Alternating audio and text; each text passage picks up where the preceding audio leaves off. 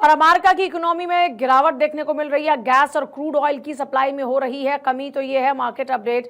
इस वक्त पूरी दुनिया आप देख रहे प्रभावित नजर आ रही है इस युद्ध से, और इस बीच क्रूड ऑयल के दाम में लगातार जो बढ़ोतरी वो देखने को मिल रही है, और इस कारण से काफी जो मार्केट है वो डिस्टर्ब है। क्रूड ऑयल की दाम में एक तरफ जहाँ बढ़ोतरी है, तो वहीं गैस और क्रूड ऑयल की सप्लाई में कमी भी है, और इसको लेकर कई देश अपनी अपनी बात अभी तक रख चुके हैं। आकाश जिंदल हमारे साथ में इस वक्त है।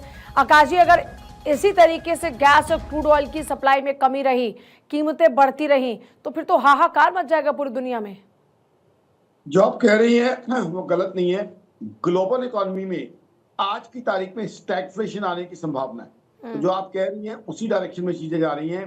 हालात क्या है?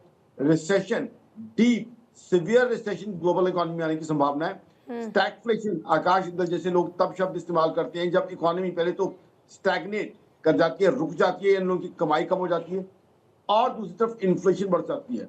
तो दुनिया के कुछ हिस्सों में यही हालात होने वाली है। हिंदुस्तान की बात करें, प्रधानमंत्री मोदी साहब की सरकार ने हमारी इकोनॉमी को बहुत अच्छे से चलाया हुआ है।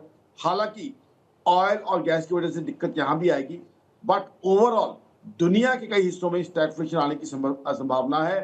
और दुनिया के कई हिस्सों में बात सिर्फ ऑयल और गैस की नहीं है, बात कारोबार पे, आपकी दुकान पे, और दुनिया के कई हिस्सों में आपकी नौकरियों पे भी आने की संभावना है। हालात इतने खराब होने, क्योंकि अभी तक क्या था, मात्र एक रूट बंद किया गया था। तो ये था कि रूट जब ओपन होगा तो सप्लाई रिस्टोर हो जाएगी। अब कल जो हुआ है, गैस फील्ड अटैक हुए हैं, रिफाइनरीज अटैक हुई हैं, तो ये अटैक्स बहुत सीवियर हैं। अमेरिका को तो इस जो है वॉर के कारण बहुत फाइनेंशियल लॉस हुआ है, लेकिन ग्लोबल इकोनॉमी पूरी की पूरी, मैं कहना चाहूंगा, इस वॉर की वजह से डीप रिसेशन।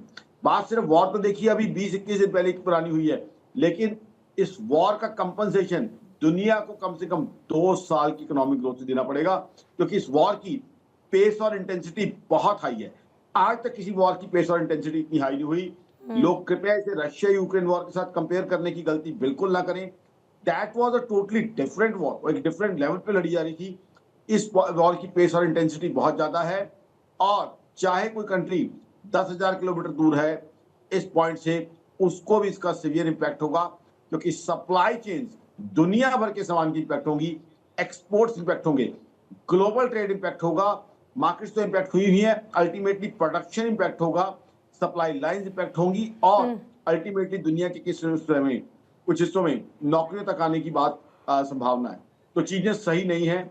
अब अगर इस युद्ध का रेजोल्यूशन जल्दी नहीं निकलता तो चीजें और भी खराब हो सकती है, क्योंकि ग्लोबल इकोनॉमी पहले ही स्लो डाउन की शिकार थी। बहुत शुक्रिया सर। पहले ही इकोनॉमी स्लो डाउन की शिकार है, और अगर यह युद्ध और बरकरार रहता है, और अभी भी जितना नुकसान हो चुका है उसका खामियाजा पूरी दुनिया की इकोनॉमी को अगले 2 साल में चुकाना पड़ेगा।